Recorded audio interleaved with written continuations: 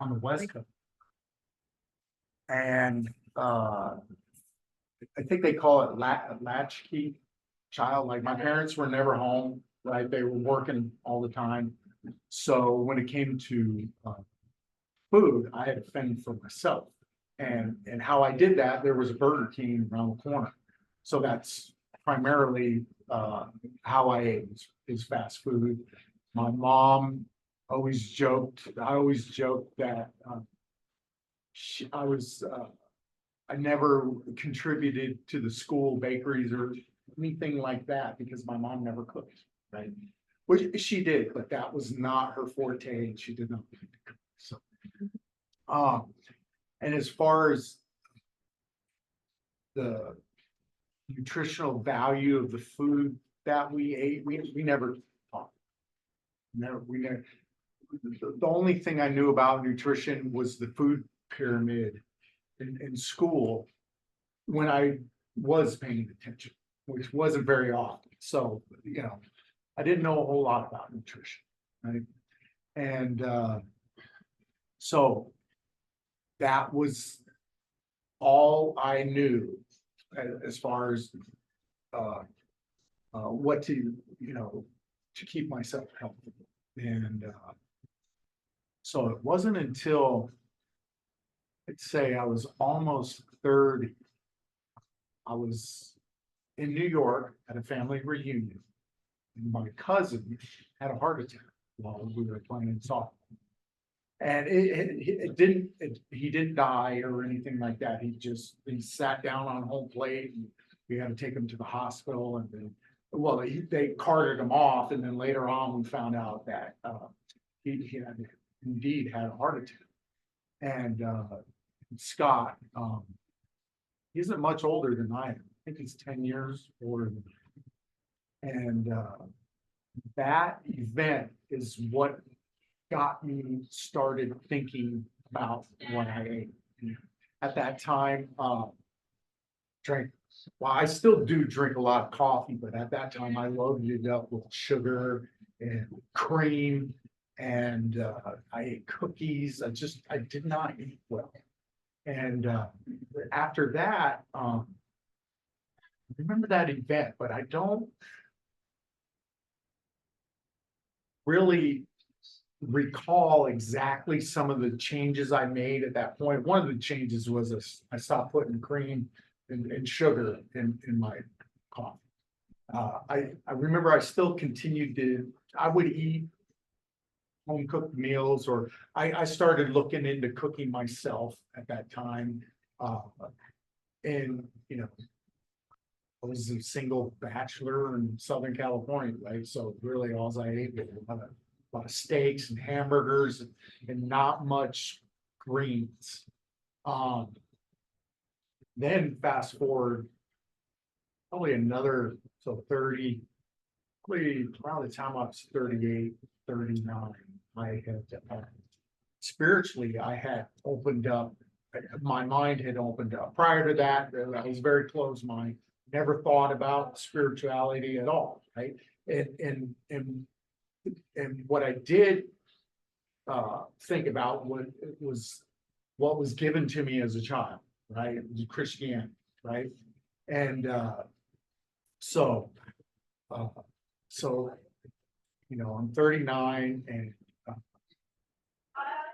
those limiting or that system brought me so far, and it wasn't working. So I started expanding, my horizons, and I wound up sitting in Santa Ana, California. That's like a bad part of Orange County. Sitting with a yogi. Forget his name. It's a really long name, but he was taught by Yogi Bhajan. He's Kundalini yogi, right? So I started visiting with him and doing the kriyas and the breathing exercises, and he would always, after class, he would always insist that everybody stay because he had food for us, and he wanted us, because we're all high when we were done with the exercises, and he didn't want us all going out driving. So we would sit, and then he would serve us food, and different people would bring us food, and it was all plant-based at the time. And so that was my introduction to a plant-based, or that's what got me to start thinking about a plant-based diet. And really, he's really what got me was he talked about how the science of it, where I'm not a carnivore, the strength of the acids, stomach, the length of the intestines, and then he talked about how the animals were probably petrified and they have that fear energy in them, and they're sitting in the body, it's radiating out. And that isn't what got me to change my diet. It was that I had those ideas in my mind, and at the time, the job I was working, I worked in commissaries, military base commissaries, which is a grocery store, and I was the handyman. So I fixed everything, and a lot of the times I'd be in the meat rooms and I'm watching them cut and smell. And at that time, and I had been doing the job years before I had sat with the yogi, and even prior to that, I'd go into the meat room. I was like, it had a bad smell. Same with the meat, the milk pool, all the dairy, they stunk, right? But that never bothered me. Remember after having that discussion with the yogi, I was at one of the commissaries, was out front working on one of the coolers, and I looked up, and on the wall, probably as big as this tapestry, was a blown up picture of a raw like roast tied up. And it just caught me. I was like, oh, that doesn't look good. And that was the beginning of my plant-based journey. And just so you know, I don't advocate a plant-based diet. If people eat meat, that that's on them. And if it's healthy or not, who am I to say? Right? I'm only speaking for myself. But anyway, so I saw that, and that day I'll never forget, I had an egg and cheese and bacon sandwich. And that was the last meat that I consciously ate. And that was in, I think it was 2010, 2011. And since then I've accidentally. But the whole time, when I first started that diet, not only did I work on the commissaries, we would also do construction work, roofing and stuff like that. And I was at that time, I was in snowboarding, which is very demanding sport. And I always had these these thoughts that I get tired, I can't ski down the mountain, or if I get tired, I can't lift a board or something, I'll start eating meat. And that never happened. The only thing that did happen was, or I learned, is I just had to eat more often than the other guys. And that was it, right? I never noticed any, like I was lacking anything by not eating or animal products. And I was a vegetarian. I was still eating eggs and dairy and stuff like that. And another reason why I did is because I love animals. So at that time, I would call myself a vegan, right? And whereas, the difference that I see between a person who eats plant-based and a person who eats vegan is the vegans do it for the ethical reasons, whereas plant-based primarily for the ethical reasons, and plant-based is primarily for the health reasons, right?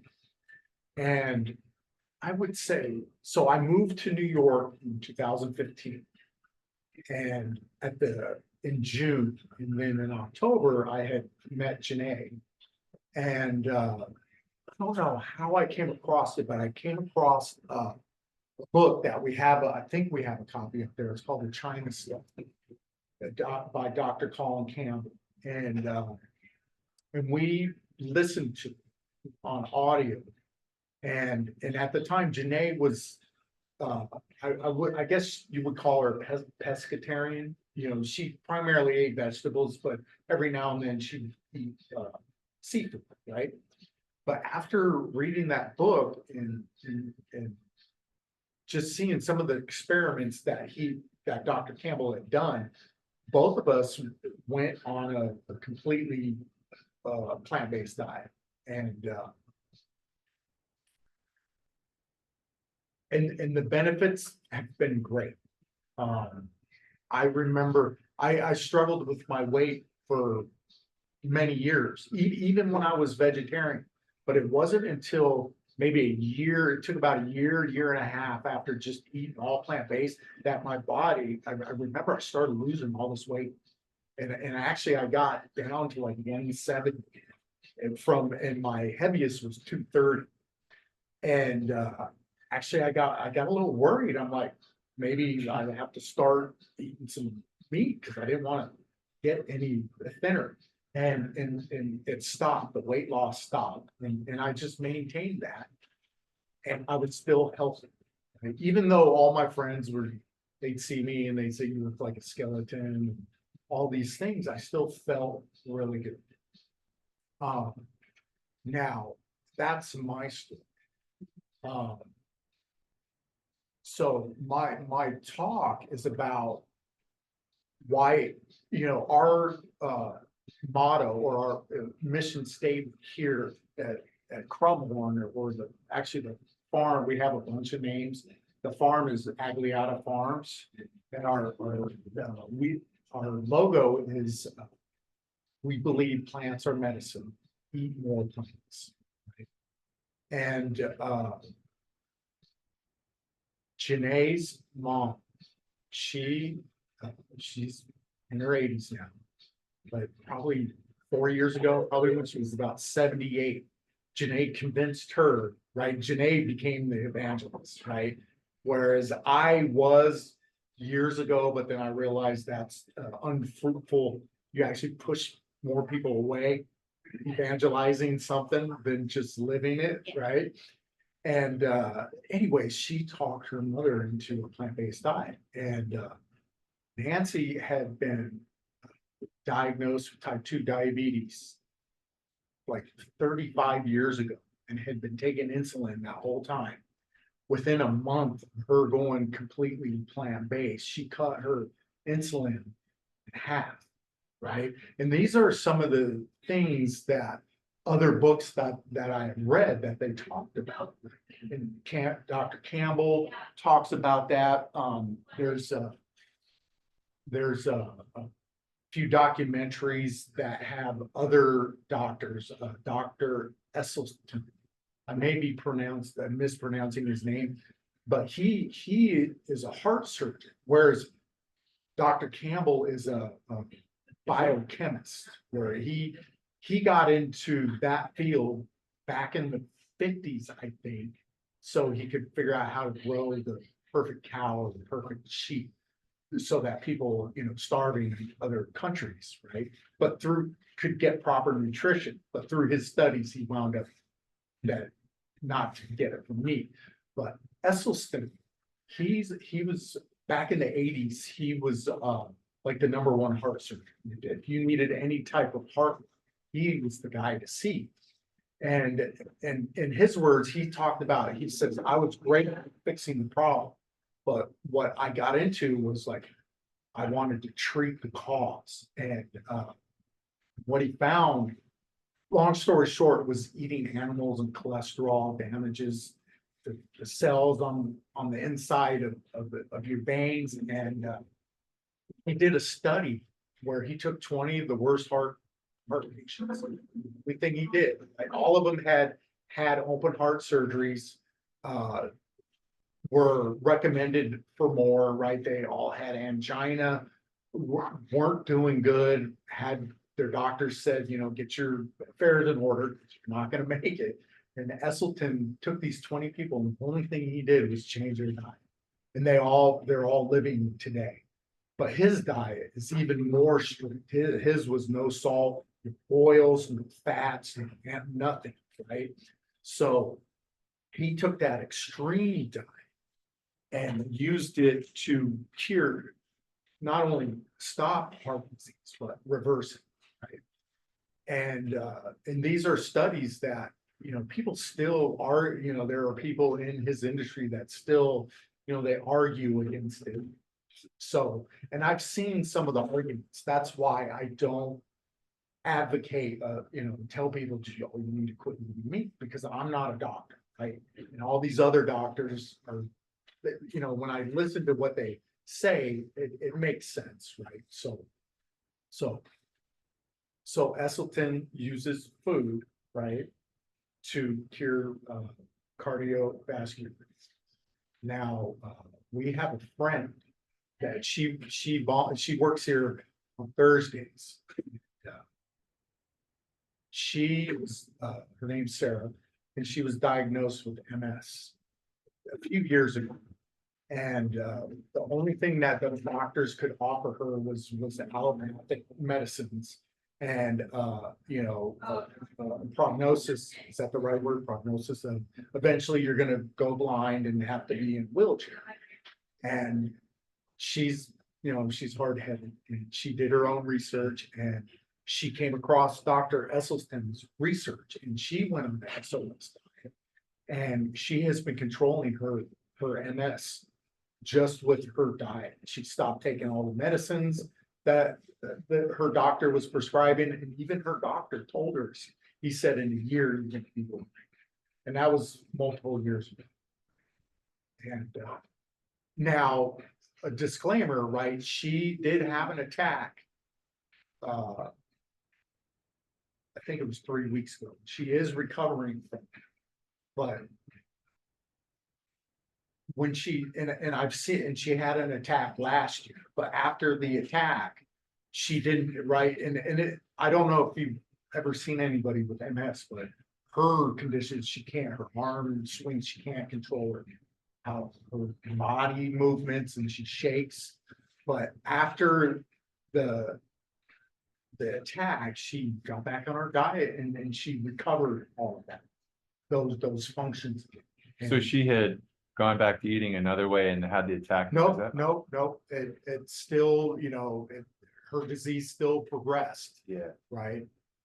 And that's just a disclaimer I'd like to tell people, right? It's not like she started this diet and it was happily ever after. Right. Yeah, there's lots of other things going on. Yes. Yeah. Yes. Now, we were talking to her the other night, asking her how she was doing, and she was doing better. And she had just come across a new documentary.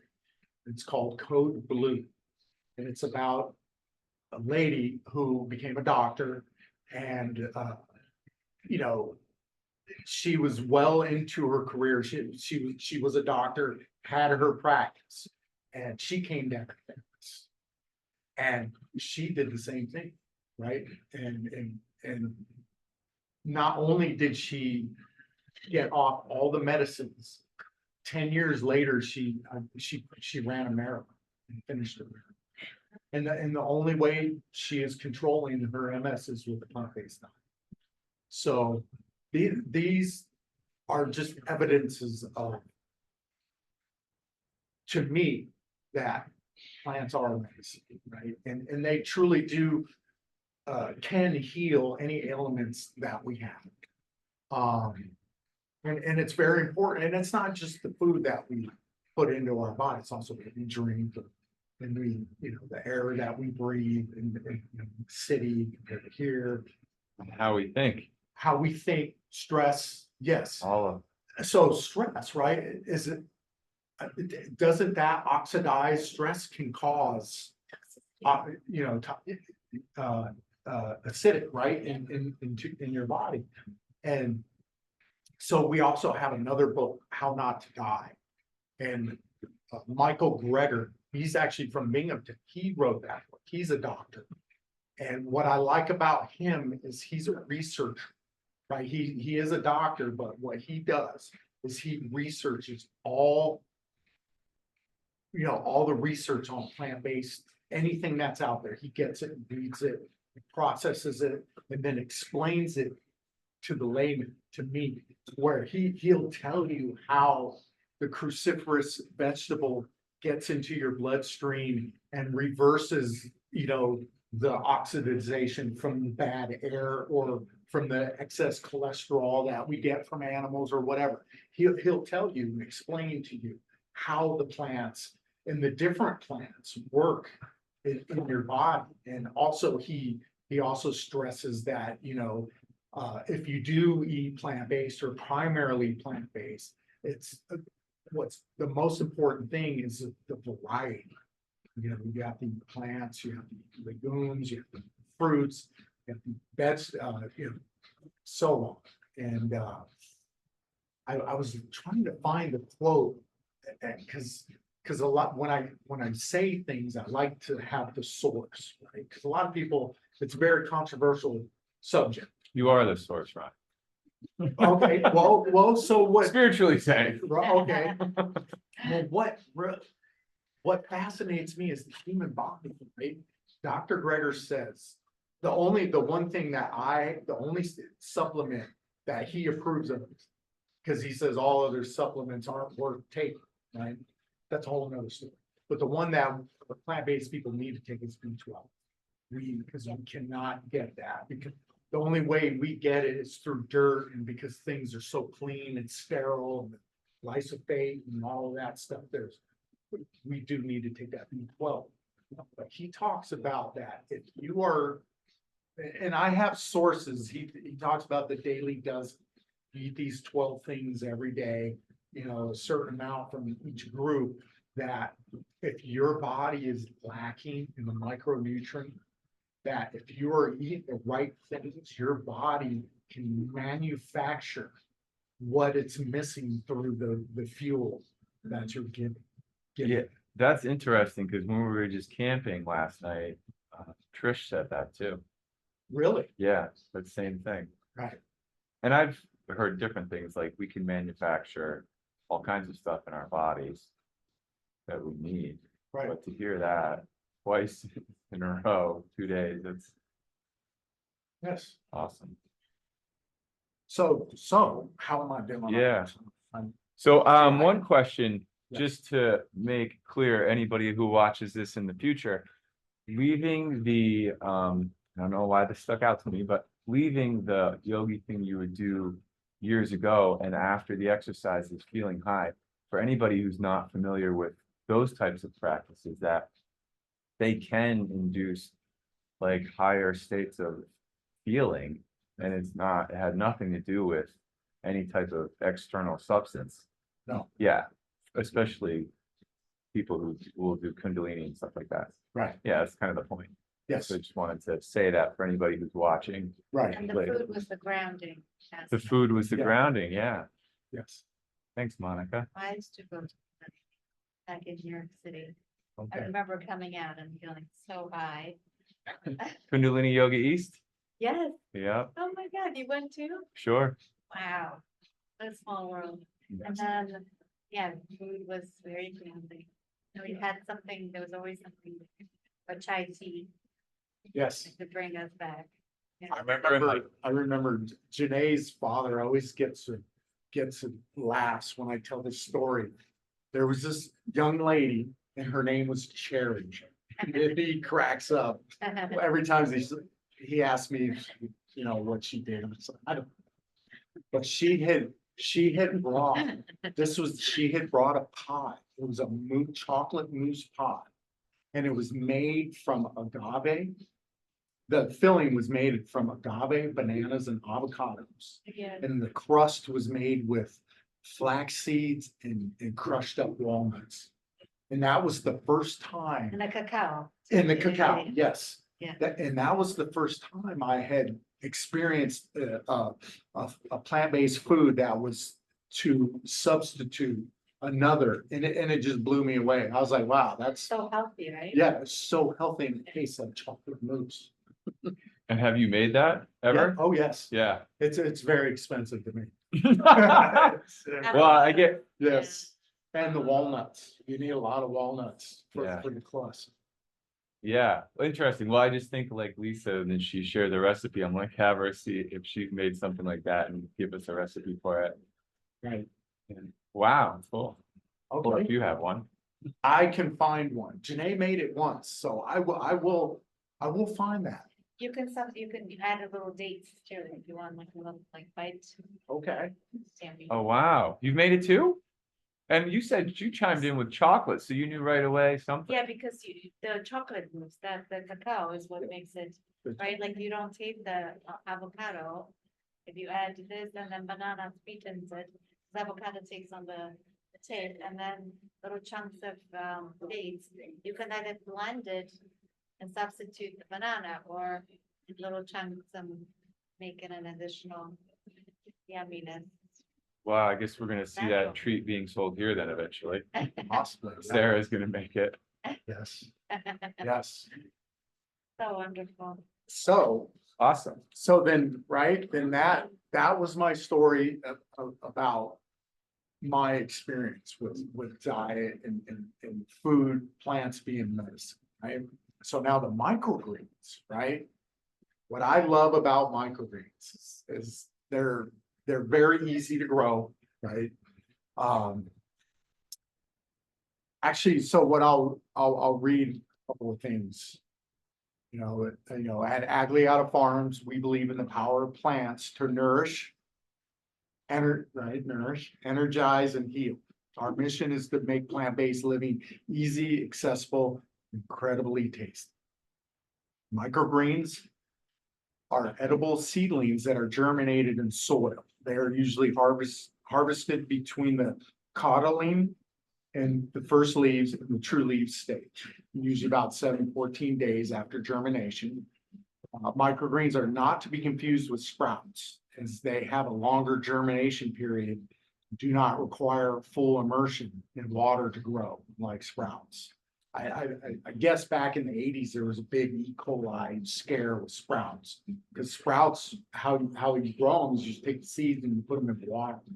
And that's no light and nothing, so the bacteria can grow in there very easily. Whereas the microgreens I put in soil, they're, once they're germinated, they're exposed to the light and air, and that never happens.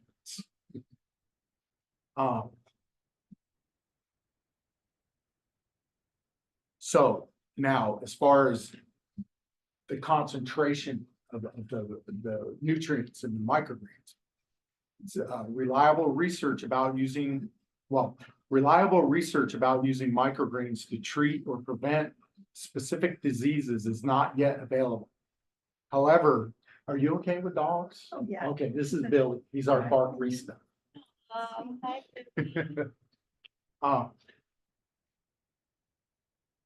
Okay, reliable research about using microgreens to treat or prevent specific diseases is not yet available.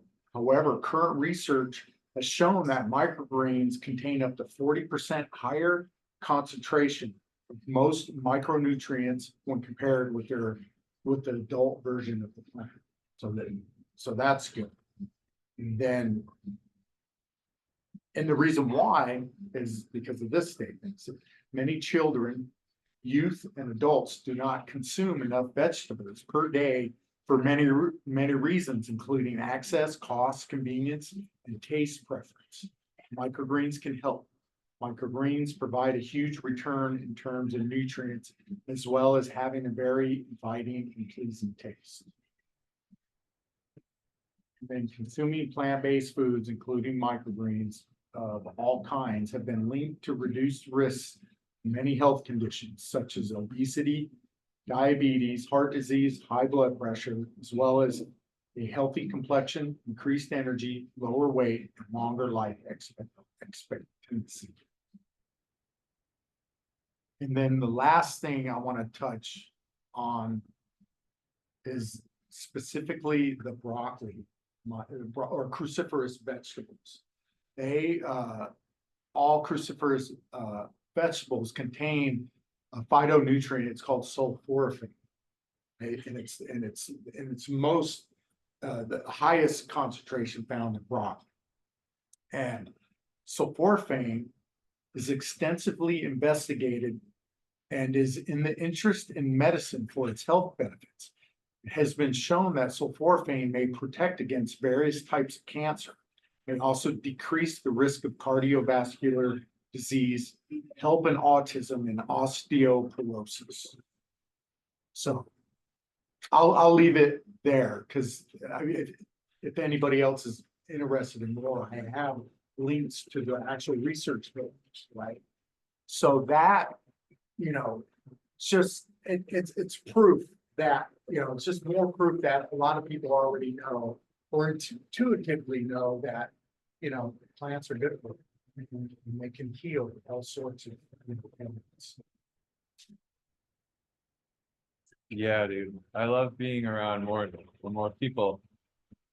There's just so much information out there, and I can do my thing and know what I know, but there's just you can't know it all. And to like hear you talk today and hear Trish yesterday, we're going on a walk in the woods, and she's like, "There's chaga," and we joked around. I tried climbing a birch tree and getting some, but and then we finally made it to this waterfall. This is a story, but we finally made it to this waterfall. And it was just like an oasis, and we started seeing lichen, and she would comment on other things, and it just hit me more than ever about all of the all the capabilities of plants and nature and what's out there for us to heal, and everything's there, and whatever is being produced in the form of a pill or another kind of thing is quite often, I think, just readily available to us. Yep. And the reason I guess I rounded out thinking about mindfulness is because in order to access any of that, we have to understand, we have to make the choice to do it. And that's the hardest thing. Like when we talk about what we were talking about before, like 3 simple things to do during the day, but sometimes it seems like a mountain. And it takes us 2 hours. It's like that wasted so much of my day. All I had to do is create a little 60-second video. So it's all, there's so much goodness. You know what I recently learned, which blows my mind? There's this guy in Poland and he talks about plants a lot and growing things. He doesn't just let the bee take over, right? He walks a lot with barefoot. So he says it's really amazing when you share your like a message communicating from your body to the earth, and the weeds that grow. The earth will produce weeds that will be weeds. They call them weeds, but they're healing, like dandelions. Are Yes. extremely healing herbs. So the earth will produce herbs that are actually beneficial for exactly what you need because you communicated with it through walking barefoot. That like just blew my mind how the symbiotic everything is and how interconnected we are. And it's really amazing. I haven't done research yet, but I've been told that dandelion root is one of the best things you can ingest. And detoxify your liver. Really? I started drinking the dandelion tea and I actually really like it. And then also licorice. Yeah. Licorice root. Just get the ground up root and it makes it really sweet. Yeah. You know why? Like I had no idea. And Liz didn't even want to drink it. She's like, that's gross. I loved it. Awesome. Yeah. Very nice and heating. And there's another thing I'm learning now about different, you know, in Ayurveda, they have different doshas. So I have kapha and pitta. So kapha is the heavy, sort of bone, big bone. And there's some, and I think you're vata. I think you're vata. I think but vata is air, slim. There's some vegetables and fruits that you can eat that more of that balance out your constitution. Yeah. So like licorice, I've read is very good for my constitution. Oh, it is. Yeah. It's supposed to be heating and warming. I love it too. You can have it too. Yeah, I want to look more into that myself because I told you I went to, there was a naturopathic doctor in near Binghamton. And she started giving me this routine for, they call it SIBO, small intestinal bacterial overgrowth. I told you this might be a reaction of healing, is the symptoms. That's another thing I wanted to A mention. reaction of healing, how? You know, so New German medicine can be very beneficial for your friend Sarah. Because I think it's a combination of different things that you can do to heal a disease. I've had ulcerative colitis. And I've healed my colitis with, I shouldn't say the colitis I had, which is also incurable. You know, the doctor said, you're gonna have your colon removed, you're gonna have this poop in the bag, and said, you know, this is not life, and then you're gonna die. Gosh. And it was just, the prediction was awful. I had an open heart surgery because of the clot that formed. There was there's so many things, but it was basically a flare that caused weakness and anemia. And I was dehydrated. And it moved really quickly. Clots formed and they shot up to my lungs. I could have been dead on the other side. So I decided after that, when I recovered, it was a miracle. I said, I will figure out a way of healing. But I think what disturbed my balance altogether is the steroids they put me on after. It's like a series of steroids. So I'm still detoxing and cleansing from that. But a lot of the healing happened through the final stages of healing happened through New German medicine. And it's based on the research of Dr. Hammer, a German doctor who did brain scans, connected to different diseases. There's a book out there which is very technical. I can put it up and, send it and you can look through it. But there are people who are diving into it now and explaining it in ways. And then all it takes is for one to think of the original conflict, feel the conflict, process the emotions. So there's a psychological aspect to it too. Yeah, And so imagine combining both the yeah, diet and this and the New German medicine. There's a guy who healed his eczema. There's a podcast, New German Medicine, and he talks about eczema. He said the thing for him, what worked is actually carnivorous diet, which was interesting, and New German medicine. But I think that I have a theory about that. I think, so I was seeing this doctor when I was going through all the healing modalities. I was seeing this acupuncturist. And he's a half Korean, half Greek.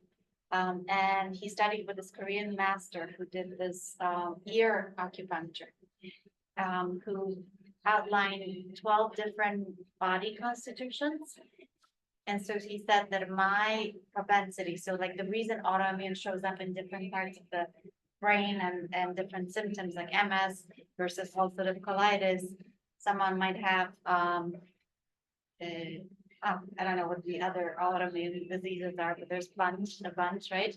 But it's because of everyone has 2 weak organs in the body, depending on the constitution, like weaker in comparison. So mine are lungs and gut, and it's interconnected. It's actually, when you look into Chinese medicine, lung and gut is correlated.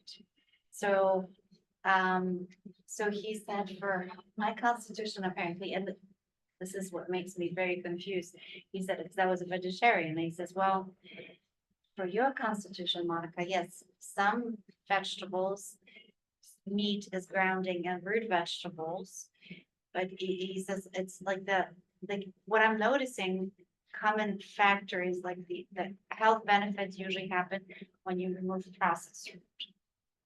When you remove processed food, any like carbs, simple carbs like breads and rice and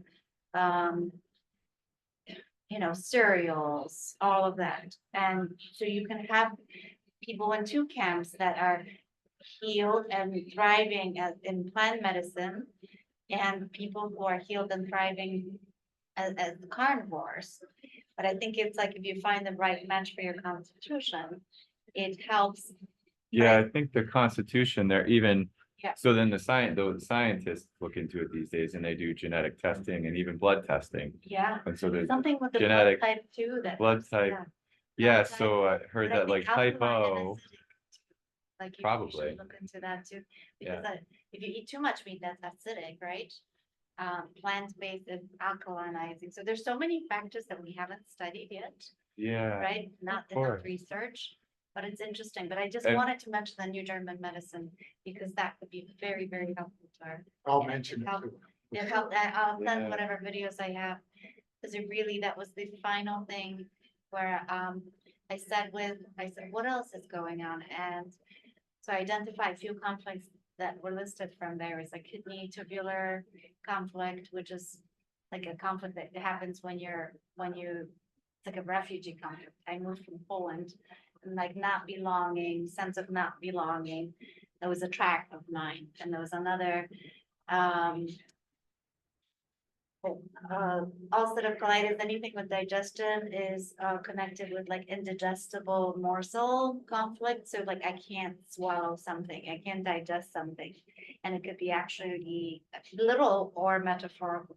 And for me, it was always, being in the world and seeing the conflict between people, conflict between countries. Like it was just indigestible for my soul, so, and then when I started sitting with that and realize that, you know what, it's all happening for the benefit of all of us, and it's for us to realize there's no other. Ultimately, we would be fighting with ourselves, and that people are going through their own stages of evolution, and I can only focus on myself and, imagine a world in a certain place.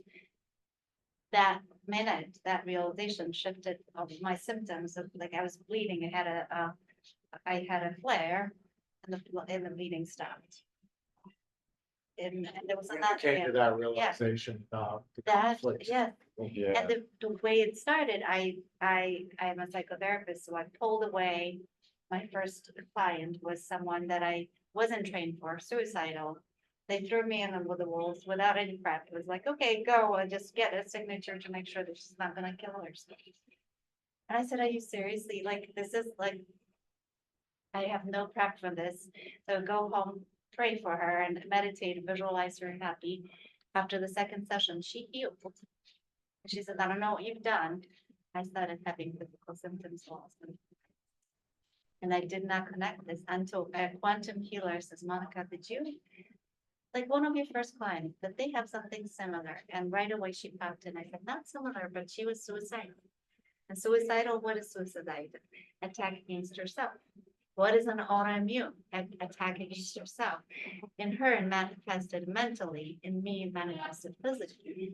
And because I had 2 weeks, my constitution is the lungs and the gut, and manifested in the gut. That would all make sense. So when I said, okay, it's not about Messiah complex, I want to save the world. It's about holding space and seeing someone already healthy and empowering them to do that for themselves. Things also shifted, but I think New German medicine is an amazing asset to seeing it in additional, right? Like I just wanted to add that in. I'm sorry, because I think it's beneficial for it. Like if someone's suffering, then autoimmune.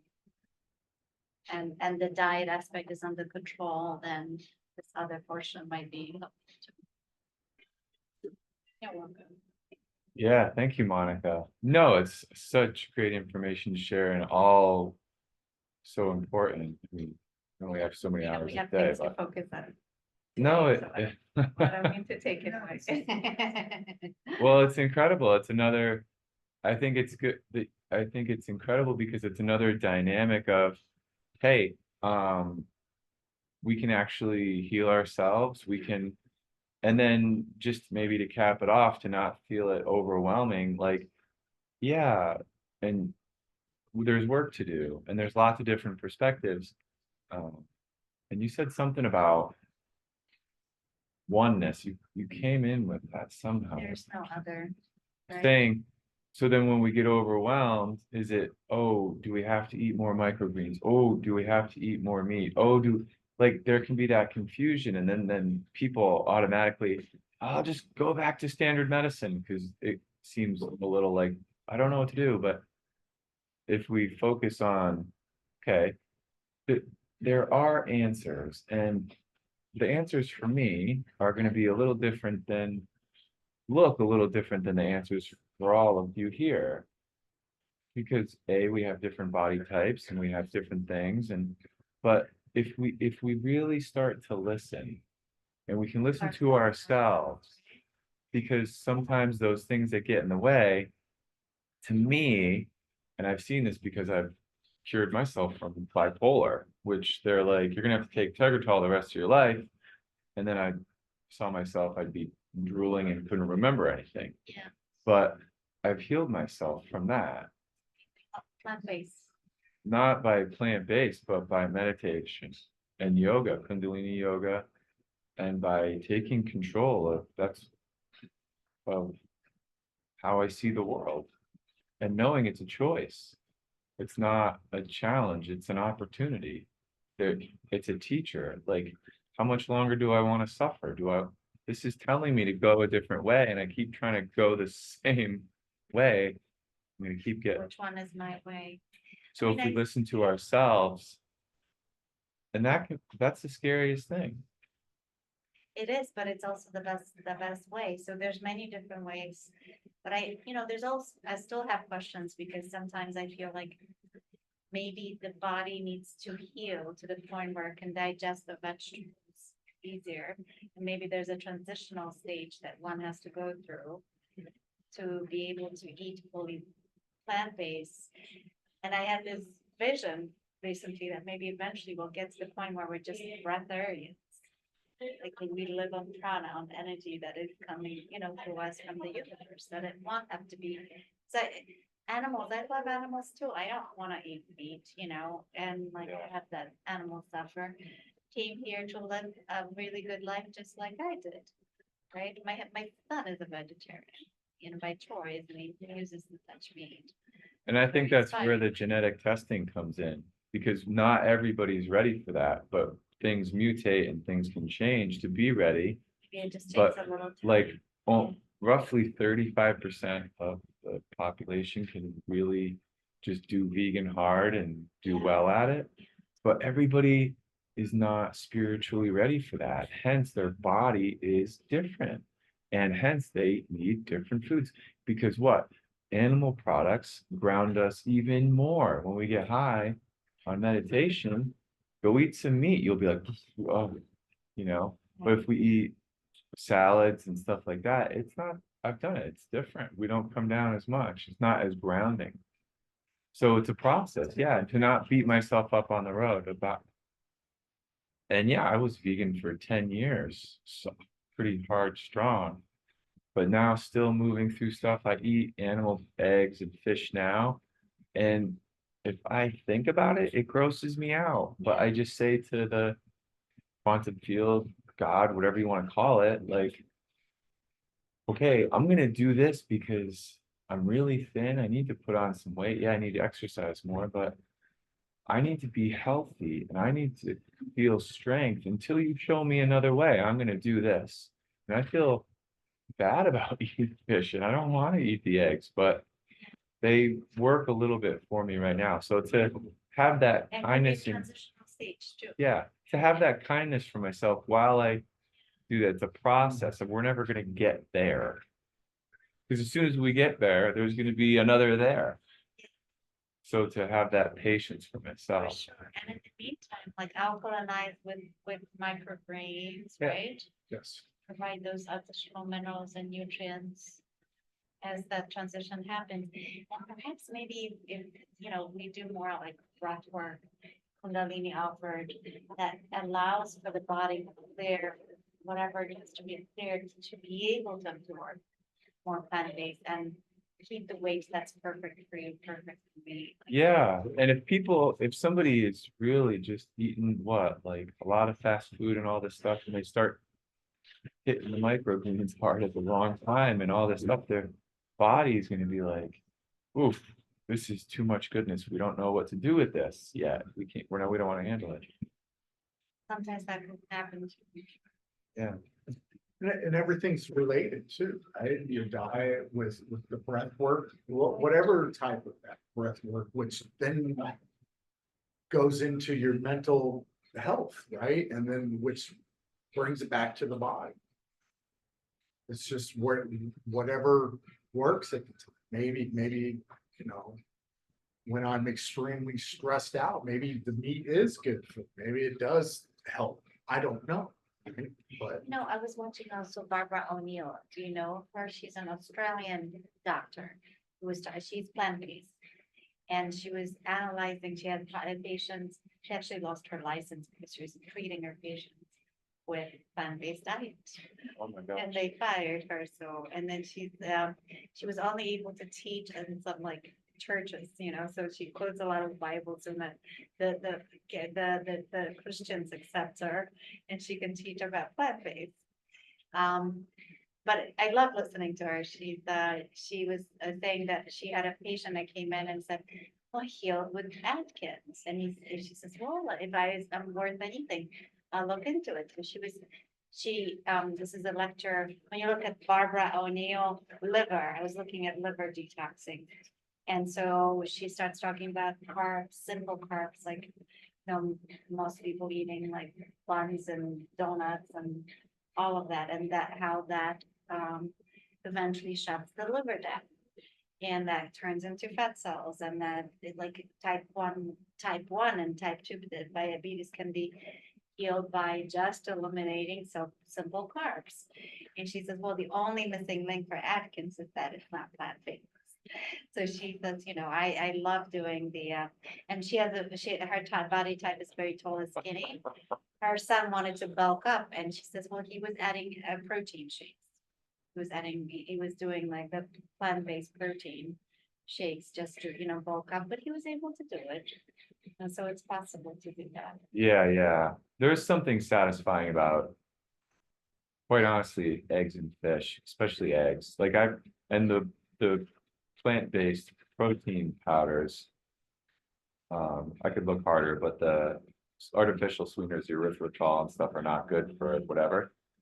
But there's something about like not eating animal products for years and then having an egg, and I'm just kind of, You And feel I- a difference? I've done it twice now, and I think it could just be part of that journey. I'm go, go, go, like a lot of, like a little pizza, a lot of vata, go, go, go. And then I eat an egg and I'm like, Calms you down. like we can't run the race forever. We gotta stop and train and heal and train and then run the race. Well, she did say even back in the day when people, ate, if animal products would happen once a month, maybe, right? Like they caught an animal. You think about our ancestors, they would all gather, Yeah, share, yeah. and that was like a once a month thing, and the rest was vegetables, That's a great vegetables point. and fruits, and then it wasn't meat every day. Yeah. It was on very rare occasions, but it would happen. One thing I would like to add in quick here that I've heard it a half a dozen times that I've done it. It's big for me to stop eating peanut butter because it grows up with, there's a certain bacteria that when it's processed, the bacteria doesn't go away and it's not good for the gut. And when I'm stressed and like if I'm going to work and do this and I don't plan out my meals and everything, I'll just get the peanut butter. But that is not a great option for me. So having to really, talk about mindful eating, planning ahead, doing it, and then life comes up, and then don't be myself, and then plan ahead and figure out more, there's the process of it. Because in Europe, she's like, I can't believe she was from Spain. She's like, I can't believe we were watching the fire. I just eat peanut butter off the spoon. She's like, I can't believe you just eat peanut butter off the spoon. I was like, well, how do you eat it? She goes, we don't eat it at all. I'm like, and anything, not that Europeans know everything, but that could be for a good reason, and why do Americans use it? Because it was built up fat quickly. It was, and oily, fat and salty, and then boom, to grow, just like they would feed cows certain things just to get them to grow quicker so they could sell them quicker. And does that really have to happen? So I linked that with me. I'm like, am I doing that with the peanut butter? Yeah, just eat it and go, go, go. Like I need to take more time to Maybe almond butter instead of peanut butter. almond butter, but even just nuts in general and the salads and stuff. and to allow myself that time, because in the beginning, there's an addiction, right? My body's gonna be like, oh, hey, this bacteria is dying. We need some peanut butter. And then I'm gonna be like, I'm not gonna see it coming. It's sneaky. It's gonna be like, we don't have time to make breakfast today. Let's go to the meeting with Ronnie and do the, and then before I know it, I need just a quick peanut butter. It's like, no, it happened back when I wasn't planning to make the food When and you weren't mindful, when I wasn't mindful. right? It does, Yeah. it seems, you know, Yeah, it totally. doesn't matter what the diet is. If you put yourself on a diet, you have to be mindful Yeah. to work it correctly, right? Right, and then at that point, that's why I would say nourish is not just about eating, but of life, you know, Right. and like to me, it does, but it doesn't ever stop. I cured myself from bipolar. Good for you, buddy. Keep going, like you think you're great and just have that attitude. You're gonna get kicked in the ass. Like a I have to SIBO. keep doing it. I have to Yeah. keep going. And SIBO, the reason I started off that tangent about New German medicine is because according to New German medicine, like an infection or like SIBO, things like that is actually healing symptom. how so? That's so bizarre to me. I believe you, but Yeah, they As- explain it because I was out of my mind, and now I've taught myself to deal with stress in a way that I can handle it. And I've set my life up that I have a certain amount of stress that I know I want to handle. So it's both sides. right. And then when we do that, then the other things become noticeable.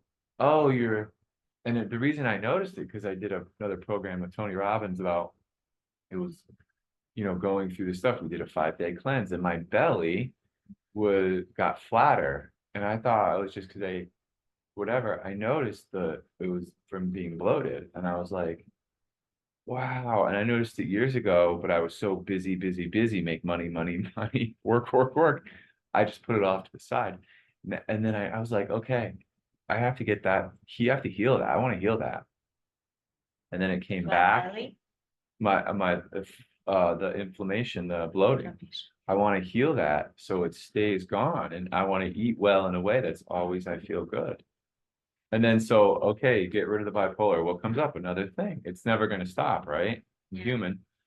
But now I'm working on that. If you're doing the diet and then the SIBO is there, it's bacteria that's eating up the remnant of whatever's been created. And eventually, when you continue with the diet and not have a conflict about the SIBO, all of it will resolve. Continue with what diet? The SIBO diet? So, well, yeah, you And can not be conflicted about it? having it, yeah. Then I'll just start accepting the other things in. Yeah, it will just Yeah. see it as a healing and accept it, embrace it, be grateful for it, continue the diet and have a positive mindset. Just see, like a lot of Yeah. German medicine people are like just, I have this symptom, like most people would be conflicted upon, even like they're just, I've heard them talk about like, oh yeah, cancer, that's just healing symptoms. If you don't have a conflict, it will not shoot off to another organ. And That is a healing symptom. Yeah, But we need to pay attention and navigate it properly in order to fully heal. exactly. Yeah. It's not just the conflict, it would have to be the diet and the approach, stress-free, like I think it's layers Yeah. of how you approach something. Stress-free, right. And I was stuck for years thinking I had to work in finance at the hospital to live my life and pay my bills. And that was the conflict. And then finally I was like, no, I'm gonna be happy. And society teaches us that's not possible, but I don't know how it's gonna go. As soon as we let go of everything, then other energy can come in. As soon as I let that go, it's Follow like your heart. other answers show up. I can live life in another way. I can, and I am, and it's gonna continue to grow. And then everything, I see it, everything that from where we are, or people in New York City to anybody who has almost any resource they want to travel or whatever. It's just a different mindset because it's possible. I was like, no, it's not possible for me. I don't know what I would do. I'm not creative enough. I can't do this or that. And it all works if I listen, if I listen to my gut and take a chance on me, on what I'm doing. Being mindful. Yeah. Well, yeah, but I stopped listening years ago because I wanted to go to school, because I was not, I didn't excel in school like my sister. And I was like, I want to go to school, like here they call it BOCES, but in Massachusetts, they would call it a tech school. It's actually a really cool school. I want to go to be a carpenter. And my mother's like, no, you're going to college. And I was like, I was 12. And at that point, I stopped being mindful in that way. I listened, I was like, I don't know what's right or wrong. I don't know how to make decisions for myself. I just have to do this. And it's like That was the moment. miserable for years, and then going back to school and it but not being my thing and working so hard to get a 4.0 my first semester and then graduate with like a 3.6 or something.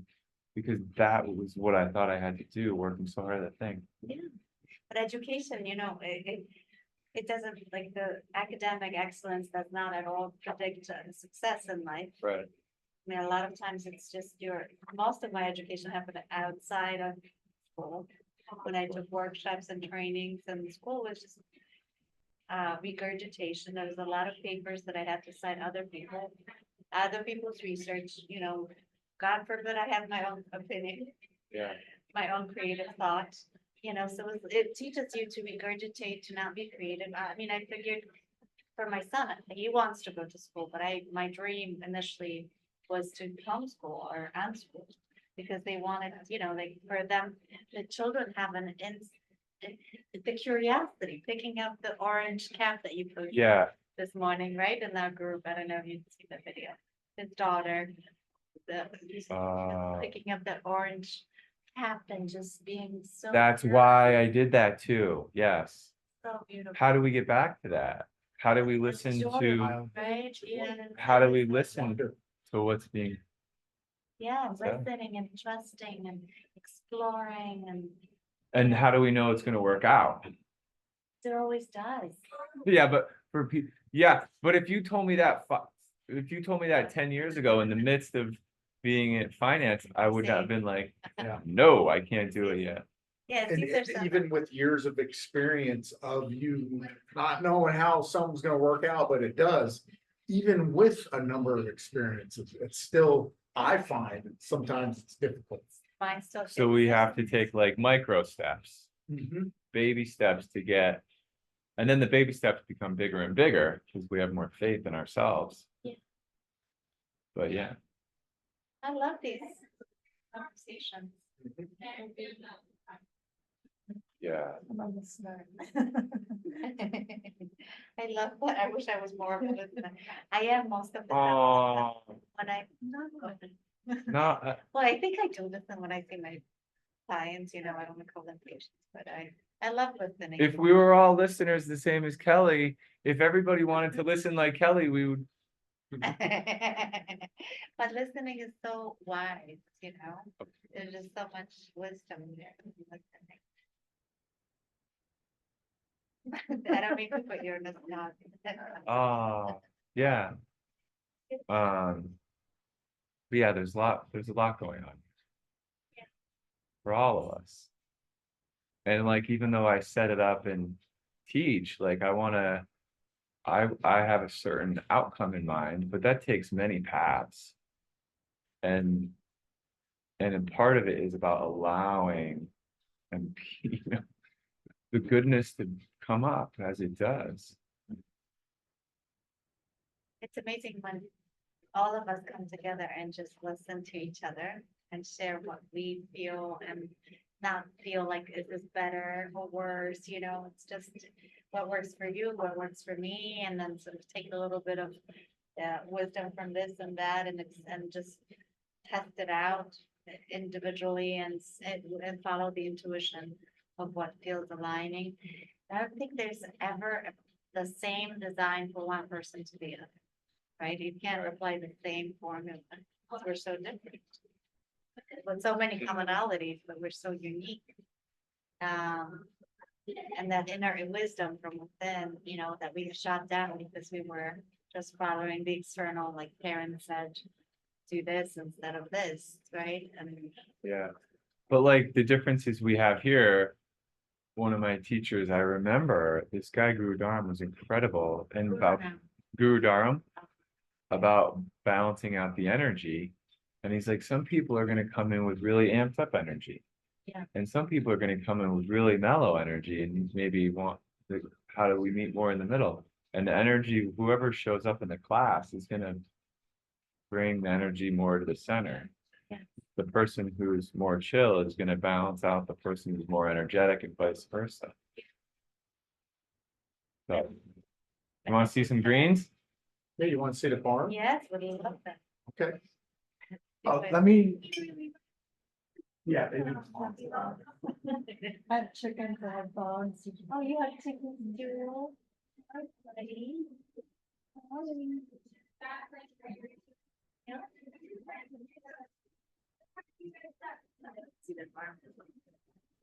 Yeah, it's fine. Monica, you look so cute. You look like you're going to the beach. Oh, oh my God, it's gonna go. Thank you. I was actually up on here. Oh, I saw that. I know, right? I know.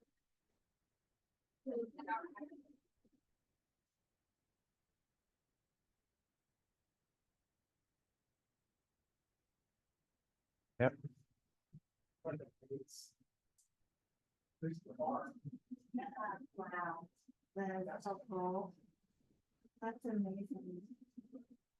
I love it.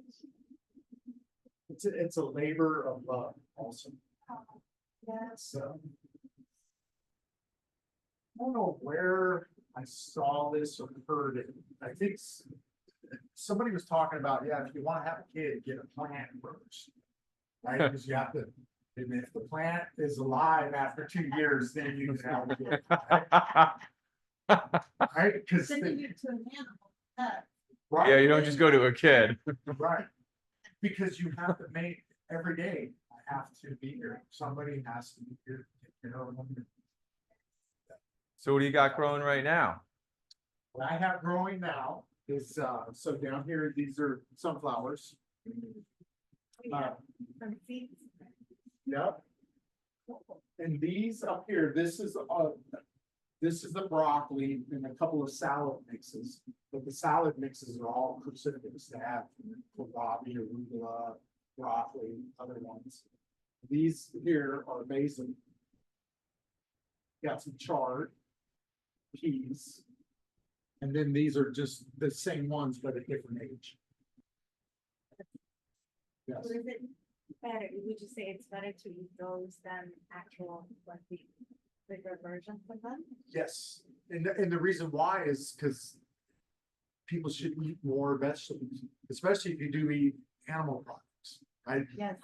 Because one of the doctors was talking about that, one of the arguments is, life expectancy. A lot of people that eat meat live as long as people who don't. And then the plant-based doctor, his answer to that was it's probably because they were eating a lot more vegetables. The vegetables were repairing the damage caused by the animals. Balancing it all out. Yes. So if you're not a vegetable person, which I am, I love all types of vegetables. I love vegetables, but the thing is with my digestion, I can't eat too much raw. Right. But I think Wow. if I have microgreens, it Yes. will expedite the nutrients. There's, less to digest with higher amounts of And nutrients. have maybe juicing easier, right? Yes. Have those. Yep. Okay, Yes. And I have recipes. yeah. One of them, dates. We use a lot of dates to sweeten our smoothie recipes. So yeah. Could I get some of those and we'll put them in the Facebook group for these guys? I don't know if you ever go in the Facebook group, but I haven't been on there yet. I'll get. lots of support for you too, Ronnie. Yes, which I need. Right? I know. I don't want to push you too hard. I know. Right. Because you. Ronnie and I meet once a week usually and then like coaching and go over different things. Yes. So we're working together, but It change, that's my thing, I can't, push too hard. Well, I mean, when you two were talking about the dream. community, Yeah. I think you had said something. And it's community is very important, especially for creative people. Who and empaths who feel like, like the conflicts that are all around and it's good. For us to come together to learn that. That it is what it is, right? We can't change that. Well, What we can do is come together and help each other.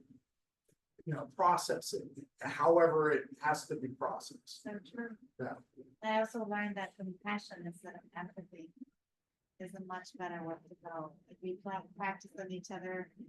compassion instead of empathy, Instead of empathy. okay, Yeah, because this whole training, right, well, when you're compassionate, you're not identifying with the person's problem.